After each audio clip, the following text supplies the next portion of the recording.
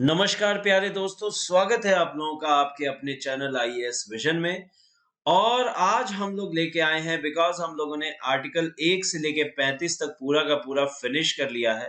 तो आज हमारा मेजर डिस्कशन है उसके क्विक रिवीजन के ऊपर। बहुत ही छोटे रूप में हम लोग क्विकली रिवाइज करेंगे, क्योंकि ये जो पार्ट्स हैं पार्ट 1 से लेके पार्ट 3 तक, ये कॉन्स्टिट्यूशन के पार्ट्स बहुत ज्यादा काम में आते हैं। बहुत ज्यादा इस पे क्वेश्चन भी पूछे जाते हैं, चाहे कोई सा भी एग्जाम हो, यूपीएससी का हो या फिर पीसीएस का हो। किसी भी एग्जाम में यहाँ से पूछे जाने वाले सवाल बहुत ज्यादा है। तो रिवीजन का जो स्ट्रेटजी रहेगा बहुत ही सिंपल रहेगा। मैं आर्टिकल के बारे में बताऊंगा और उस आर्टिकल से आपने क्या सीखा, एक लाइन में उसको हम लोग कवर करेंगे और आगे बढ़ेंगे।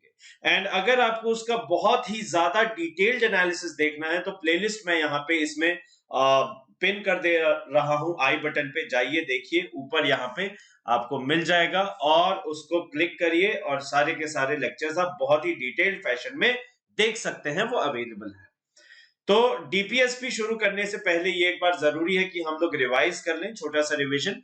तो वीडियो को शुरू करने से पहले मैं ये आपको यही रिक्वेस्ट करना चाहूंगा कि जितना हो सके इस वीडियो को अंत तक देखें और वीडियो को जितना हो सके दिल से शेयर करें, दिल से लाइक करें एंड चैनल को सब्सक्राइब जरूर करें अगर आप नए हैं तो। बिकॉज जितने ज्यादा लोग जुड़ेंगे उतना ही ज्यादा कंटेंट आप लोगों तक हमेशा रेगुलर फॉर्म में पहुंचता रहेगा। और हाँ, 7 बजे जरूर ट्यून इन कर लीजिएगा ताकि 1 मिनट के अंदर अंदर जो क्विज होता है डेली का वो आप तक पहुंच सके और डेली करंट अफेयर्स के क्वेश्चंस कैसे बन सकते हैं वो भी आप तक पता चल सके। तो आइए फिर शुरू करते हैं। तो जी, सबसे पहले शुरुआत कर लेते हैं हम लोग प्रियम्बल ऑफ इंडिया की, प्रस्तावना जिसे कहते हैं। तो प्रियम्बल में क्या था क्या नहीं था उसको मैं जरा पॉइंट आउट कर देता हूं। यहां पे सबसे पहला पार्ट है we the people of India. कौन? हम लोग। We the people of India having solemnly resolve to constitute India into a, इसमें जो नेचर है इंडिया का वो कैसा है? Sovereign, socialist, secular, democratic, republic. ठीक है, रिपब्लिक की स्पेलिंग यहां पे गलत है, रिपब्लिक। और इसके ऑब्जेक्टिव्स क्या हैं, गोल्स क्या हैं? Justice, liberty, equality, fraternity. Justice किन मामलों में? Social, economic, political justice. Liberty किसका? थॉट का, एक्सप्रेशन का, बिलीफ का, फेथ का, वर्शिप का। इक्वालिटी स्टेटस में, अपॉर्चुनिटी में, और उनमें फ्रेटर्निटी मींस एक भावना, समभावना दी जा सके जिससे कि नेशन की इंटेग्रिटी बनी रहे। ये इसके पार्ट्स थे। और इसमें फिर नेक्स्ट इंपॉर्टेंट है चीज है इसमें डेट। और डेट क्या है? 26 नवंबर 1949। तो बन के ये तैयार 1949 26 नवंबर को हो गया था, लेकिन इसको जो लागू किया गया था वो 26 जनवरी 1950 का दिन था, क्योंकि 26 जनवरी के ही दिन पूर्ण स्वराज की घोषणा की गई थी लाहौर सेशन में इंडियन नेशनल कांग्रेस के। चलिए अब हम लोग जरा पहले पार्ट की ओर चलते हैं जो कि बात करता है यूनियन एंड इट्स टेरिटरी। यानी कि देखिए, एक इसको सॉन्ग के रूप में आप याद रखें तो ज्यादा बेटर रहेगा कि हम लोग इसे एक गीत की माध्यम से, गीत की तरह इसको याद करें तो ज्यादा बेटर है। 1 से 4 पहला पार्ट है। इसमें क्या क्या बताया गया है, इंडिया और उसकी टेरिटरी में क्या क्या है। स्टेट्स हैं और उसके अलावा, स्टेट्स के अलावा और क्या क्या है? यूनियन टेरिटरीज हैं। अच्छा, उसके बाद में अगर और नए स्टेट्स बनाने हो तो क्या करना पड़ेगा? ठीक है, या फिर कोई, अगर हम लोगों ने कोई भी, जैसे कोई एनेक्स करी, कोई भी फॉर एग्जांपल किसी ने हमें दे दी कोई पीस ऑफ लैंड और वो हमने अपने अंदर इंक्लूड किया, तो वो एस्टेब्लिशमेंट ऑफ नया स्टेट कैसा रहेगा? एडमिशन, जो नया लैंड आया है उसको कैसे एडमिट करेंगे हम लोग ना? फॉर्मेशन ऑफ न्यू स्टेट्स बन सकते हैं। देखिए, यहीं पे हमें पता चलता है कि इंडिया का फेडरल नेचर है बट यूनियन डोमिनेंस है। यूनिटरी गवर्नमेंट का डोमिनेंस है विद फेडरल नेचर, है ना? यानी स्टेट्स भी हैं, स्टेट लेवल पे भी गवर्नमेंट है और पावर का डिस्ट्रीब्यूशन किया है। लेकिन जो ऑन एंड ऑन है वो ये है कि इंडिया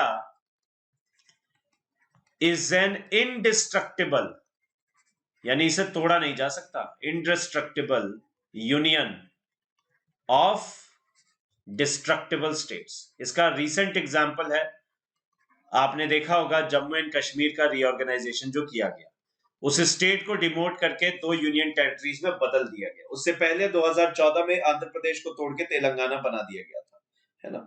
तो ये सारी कहानी यहाँ पे है। और उसके बाद में रीऑर्गेनाइजेशन ऑफ स्टेट्स आर्टिकल 4 कहता है, और ये पावर पूरी की पूरी किसके पास है? पार्लियामेंट के पास में है।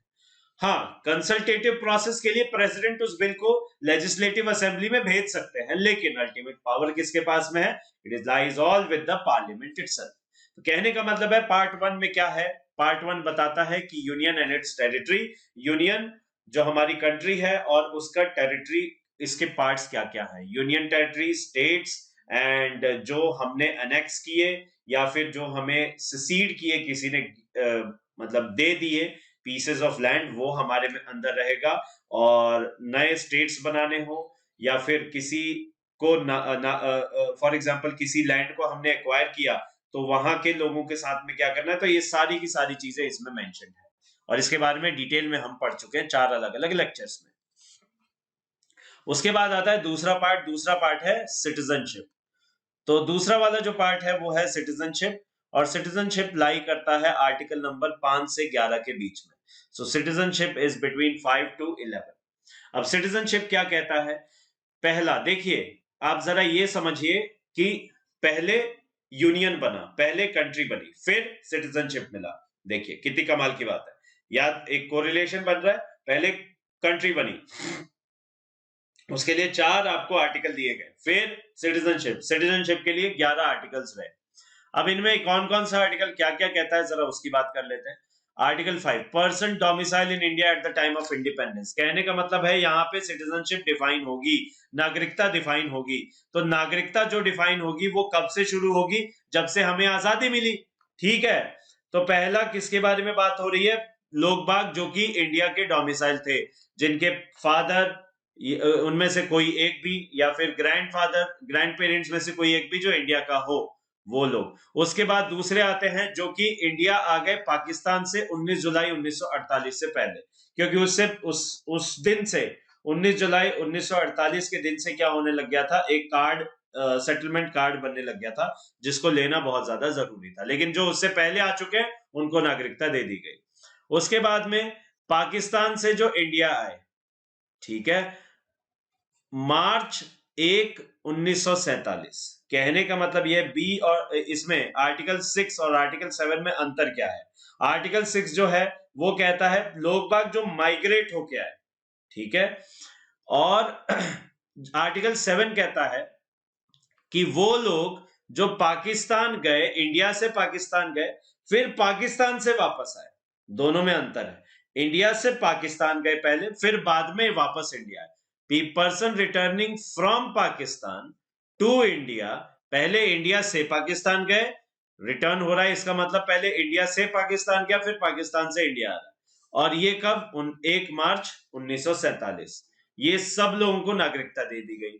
उसके बाद था person of Indian origin, PIO। So people of Indian origin के अंदर क्या था कि ये लोग कौन है? ये जो आउटसाइड इंडिया है, इंडिया से बाहर की बात चल रही है, ठीक है। तो इनमें क्या है कि कोई भी एक पेरेंट या एक ग्रैंड पेरेंट जो कि इंडिया में जिसका जन्म हुआ हो, लेकिन अब वो रह बाहर रहे, ठीक है। तो अगर ऐसे लोग, ऐसे लोगों को सिटीजनशिप चाहिए, तो वो कॉन्सुलर ऑफिसेज या फिर एम्बेसीज में, बाहर की एम्बेसीज में, जिस कंट्री में वो रह रहे हैं उसकी एम्बेसीज में, इंडियन एम्बेसीज में कांटेक्ट करके और सिटीजनशिप ले सकते थे, ठीक है। आर्टिकल 9 डिफाइन करता है कि कोई भी डुअल सिटीजनशिप हमारे यहाँ पे ग्रांट नहीं होती है। उसके बाद में आर्टिकल 10 में प्रोविजंस ऑफ सिटीजनशिप की बात की गई है। और उसके अलावा जो आर्टिकल 11 है वो ये कन्फर्म करता है कि संविधान को कोई मतलब नहीं है कि लॉज क्या है सिटीजनशिप के। संविधान ने यह बताया कि सिटीजनशिप किसको देनी है, क्या देनी है, कितनी, मतलब कैसे देनी है, लेकिन जो लॉज है, उसके नियम है, उसकी पूरी की पूरी पावर दे दी गई है किसको? पार्लियामेंट को। तो ये सिटीजनशिप रिगार्डिंग पार्ट 2 था। पार्ट 3 अब देखिए, पहले फॉर्मेशन ऑफ यूनियन हुआ, कंट्री, फिर सिटीजनशिप, फिर जब सिटीजन बन गए तो उनको फंडामेंटल राइट्स भी दे दो यार। तो ये वाला जो पार्ट है वो किसके बारे में? फंडामेंटल राइट्स के बारे में। और ये बहुत इंपॉर्टेंट है, यहां से क्वेश्चन तो बनता ही बनता है, ये मान के चलिए। डेफिनेशन ऑफ स्टेट, आर्टिकल 12 क्या करता है? स्टेट को डिफाइन करता है। आर्टिकल स्टेट को कैसे डिफाइन करता है? जो भी गवर्नमेंट ऑफिसेज हैं या फिर गवर्नमेंट बॉडीज हैं, लेजिस्लेटिव, एग्जीक्यूटिव, वो सारी की सारी स्टेट के अंडर में आती हैं, owned by the government basically with in the territory of India. तो वो स्टेट की डेफिनेशन में आती है। और यही स्टेट की डेफिनेशन आर्टिकल 36 में भी सेम है, जो कि आपका डीपीएसपी का शुरुआत होता है।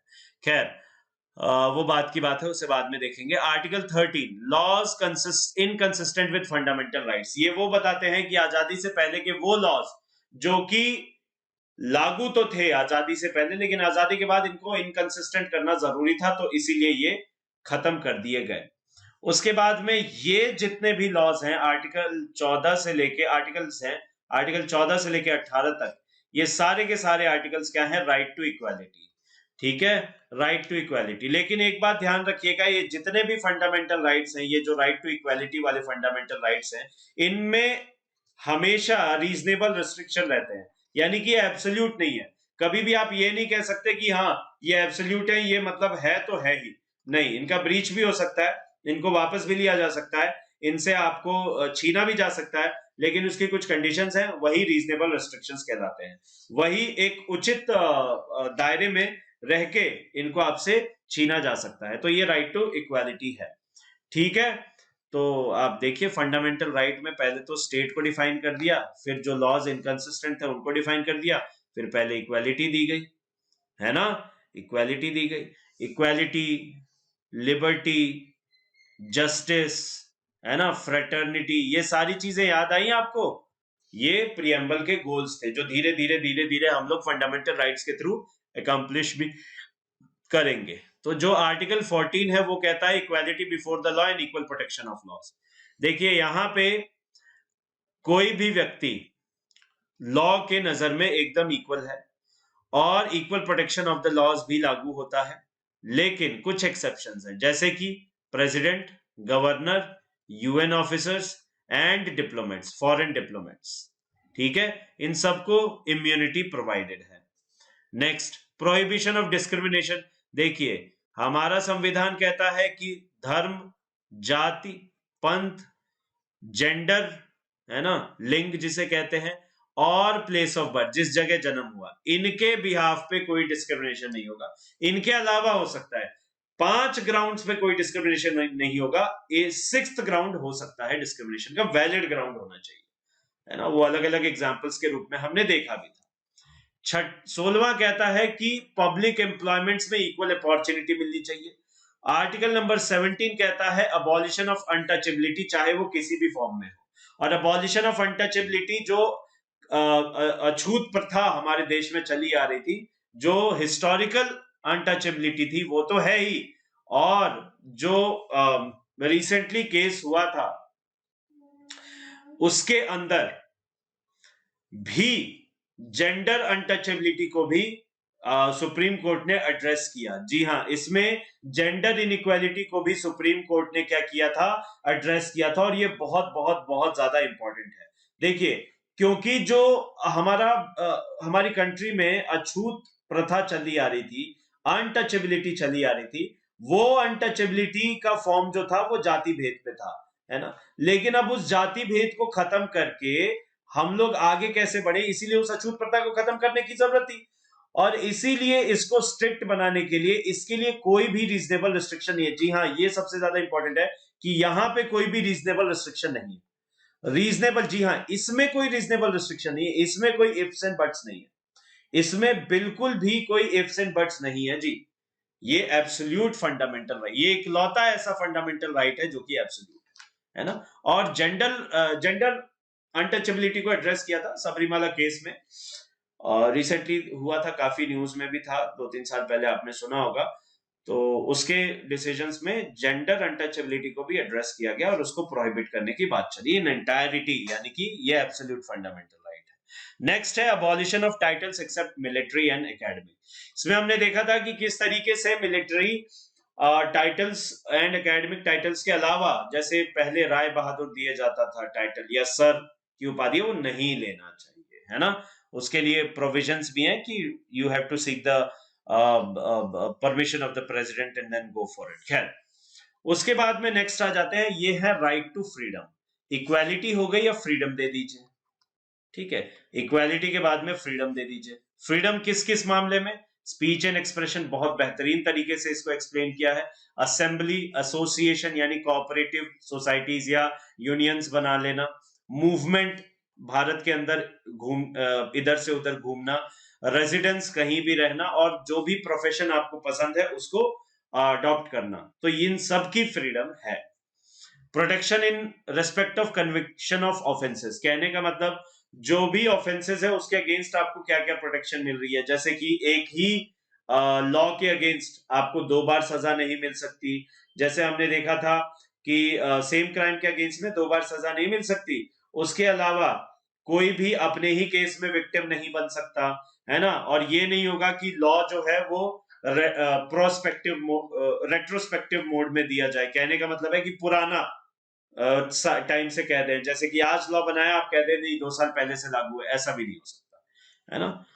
उसके बाद में प्रोटेक्शन ऑफ, ये सबसे इंपॉर्टेंट है, राइट टू लाइफ जिसे कहते हैं। और इस राइट टू लाइफ में जुडिशियल क्रिएटिविटी से बहुत सारे लॉज, सॉरी राइट्स इन्फर हुए। Right to marry, right to clean environment, right to privacy, right to shelter, right to livelihood, बहुत ज्यादा। तो ये इसलिए भी इंपॉर्टेंट है क्योंकि अभी पेगासस इशू में सुप्रीम कोर्ट और गवर्नमेंट आमने सामने है, तो इस पे बेस्ड क्वेश्चन बन सकता है, इसलिए आर्टिकल हमेशा से इंपॉर्टेंट है, यहां भी इंपॉर्टेंट है।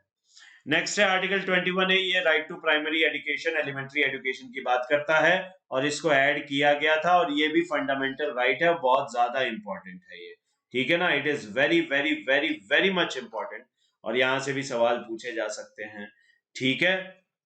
उसके बाद में नेक्स्ट है आपका प्रोटेक्शन अगेंस्ट। देखिए, ये कोई फंडामेंटल राइट नहीं है। अगर आप मेरे से पूछें कि आर्टिकल 22 फंडामेंट, नहीं, ऐसा नहीं है कि आपको अरेस्ट कर लिया, कल को जाके बोलो मुझे अरेस्ट नहीं कर सकते, ये तो मेरा फंडामेंटल राइट है, नहीं।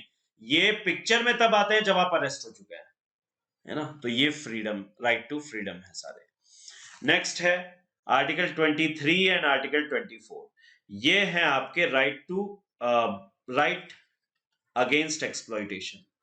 देखिए, यानी कि कोई भी एक्सप्लॉइटेशन ना हो, किसी का शोषण ना हो, उसके लिए ये राइट्स दिए गए हैं। ह्यूमन ट्रैफिक नहीं होगा, उसको रोकना है। फोर्सफुल लेबर नहीं करवाया जाएगा किसी भी फॉर्म में, बेगार हुआ या कोई भी other forms of force labour, वो सारे के सारे पनिशेबल हैं।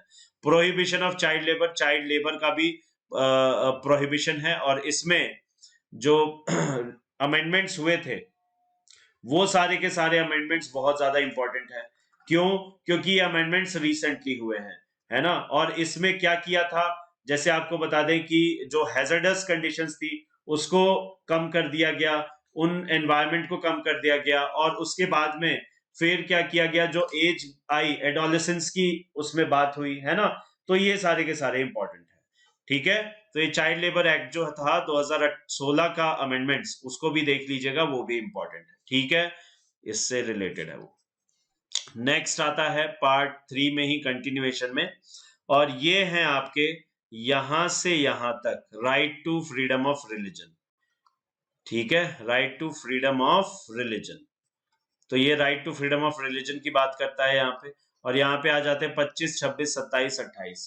26वां कहता है कॉन्शियंस, यहां तक ये एब्सोल्यूट फंडामेंटल राइट है, और इनमें रीजनेबल रेस्ट्रिक्शंस है, क्योंकि ब्राइब नहीं कर सकते, किसी को कोएर्स नहीं कर सकते, किसी को आप फोर्सफुल कन्वर्जेंस नहीं कर सकते। हाँ, अगर उसके कॉन्शियंस को टच कर रहे हैं तो जरूर कन्वर्जेंस पॉसिबल है। अगला है आर्टिकल नंबर 26, जो कि बोलता है right to manage, freedom to manage religious affairs. अगर कोई भी व्यक्ति रिलीजियस अफेयर्स को मैनेज करना चाहता है तो उसके लिए उसको पूरी फ्रीडम है, फुल फ्रीडम है, उसको कोई भी रोक टोक नहीं है। Freedom from payment of tax for promotion of any religion, जी हाँ, टैक्स में भी बेनिफिट्स, फ्रीडम की बात करता है अगर किसी रिलीजन का प्रमोशन होता है तो। एंड आर्टिकल 28 ये कहता है कि कोई भी रिलीजियस इंस्ट्रक्शंस या वर्शिप को के अगेंस्ट कौन कौन से इंस्टीट्यूशन है जिसमें आप अगर हो रहा है तो आप फाइल कर सकते हैं। जैसे फॉर एग्जांपल अगर हम लोग बात करें तो जो कॉन्वेंट स्कूल्स हैं, मदरसे हैं, जो कि entirely religious charitable trust maintain कर रहे हैं, उनके अलावा बाकी कहीं भी आपको कोई भी रिलीजियस टेक्स्ट पढ़ना, वर्शिपिंग करने की जरूरत नहीं है। वहां पे मैंडेटरी किया जा सकता है, बाकियों में नहीं। ये सब हम देख चुके हैं डिटेल में। उसके बाद आ जाता है राइट ऑफ माइनॉरिटीज। ठीक है, बेसिकली ये राइट ऑफ माइनॉरिटीज कह सकते हैं, कल्चरल राइट्स भी कह सकते हैं। ठीक है ना। और यही कहीं ना कहीं हमें यूनिटी इन डाइवर्सिटी का भी संदेश देते हैं। ठीक है, तो language, script and culture of minorities, उसको प्रोटेक्ट करने का पूरा हक है। और ये राइट टू एजिटेट भी देता है। और माइनॉरिटीज को ये भी राइट है कि वो अपने इंस्टीट्यूशंस को एस्टैब्लिश करें, एडमिनिस्टर करें एंड उनको मैनेज भी करें अच्छे से। और इसके लिए जो प्रोटेक्शन है उसमें ये भी है कि जो राइट टू प्रॉपर्टी था ये इन लोगों के लिए एब्सोल्यूट है, जो मेजॉरिटी ओन्ड इंस्टीट्यूशंस है उनके लिए नहीं है। अगला आ जाता है आर्टिकल 31, इसको डिलीट कर दिया गया था। ये राइट टू प्रॉपर्टी था, इसको डिलीट कर दिया गया। इसमें 3 क्लॉजेस थे A, B, C, इनको भी डिलीट किया गया 1978 में, जो 44th कॉन्स्टिट्यूशनल अमेंडमेंट एक्ट था उसमें। इसको बाद में कॉन्स्टिट्यूशनल राइट बना दिया गया, वो बाद में देखेंगे हम लोग। फिर उसके बाद में आता है आर्टिकल 32 से लेके 35 तक, ये कॉन्स्टिट्यूशनल रेमेडीज है। अगर किसी के भी इसको ही fundamental of all fundamental rights कहा था B.R. अम्बेडकर साहब ने। और यहाँ पे अगर किसी के भी कॉन्स्टिट्यूशनल राइट्स का हनन होता है, वायलेशन होता है, तो वो सुप्रीम कोर्ट को अप्रोच कर सकता है। और सुप्रीम कोर्ट को के अंदर वो हेबियस कॉर्पस या फिर क्वो वारंटो या फिर मैंडमस, प्रोहिबिशन, सर्च्योररी, इन सब रिट्स के अंडर वो पिटीशन दायर कर सकता है और सुप्रीम कोर्ट को वो एक्सेप्ट करना ही पड़ेगा। ठीक है, और इनके क्या क्या क्लॉजेस होते हैं इस पे एक सेपरेट वीडियो बनाया मैंने, 1 मिनट का भी बनाया, बहुत शॉर्ट में इसको समझाया भी है टेबल के फॉर्म में। वो भी चैनल पे जाके आप देख जरूर लीजिएगा, आपको मिल जाएगा। उसके बाद है article 33, power of parliament to modify the fundamental rights. जी हाँ, कुछ एक्सेप्शंस हैं, जैसे कि आर्म्ड पर्सनल्स, इंटेलिजेंस सर्विसमैन और सोल्जर्स, इन लोगों के लिए फंडामेंटल राइट्स बिल्कुल नहीं है। उसके बाद में आता है मार्शल लॉ की बात हुई है। मार्शल लॉ कैसा है, क्या है, ये डिफाइन नहीं है अच्छे से और कभी लागू भी नहीं हुआ, तो इसके बारे में बहुत ज्यादा जानते नहीं है। लेकिन आर्टिकल 34 इसके बारे में बात जरूर करता है। और उसके बाद 35 जो है वो कहता है कि पूरी की पूरी लेजिस्लेशन किसके पास है, पार्लियामेंट के पास है। और स्टेट गवर्नमेंट का इससे कोई लेना देना ही नहीं है। स्टेट गवर्नमेंट्स लॉज नहीं बनाएगी फंडामेंटल राइट्स को ओवरसी करने के लिए। ठीक है, तो ये हो गए। अब आइए एक बार छोटा सा रिवाइज भी कर लेते हैं। Part 1, part 2, part 3। पहले यूनियन बना, ऐसे याद कर लीजिए, कंट्री। और फिर उसके बाद में क्या हुआ, सिटीजनशिप मिली। ठीक है, उसके बाद में क्या हुआ, सिटीजनशिप मिली। फिर उसके बाद में क्या हुआ कि फंडामेंटल राइट्स दिए गए। और फंडामेंटल राइट्स में भी देखिए किस प्रकार से, पहले तो स्टेट की डेफिनेशन दे दी, फिर ये बता दिया कि कौन से लॉज इनकंसिस्टेंट है, ये भी बताना पड़ेगा ना कि कौन से नहीं लागू होंगे।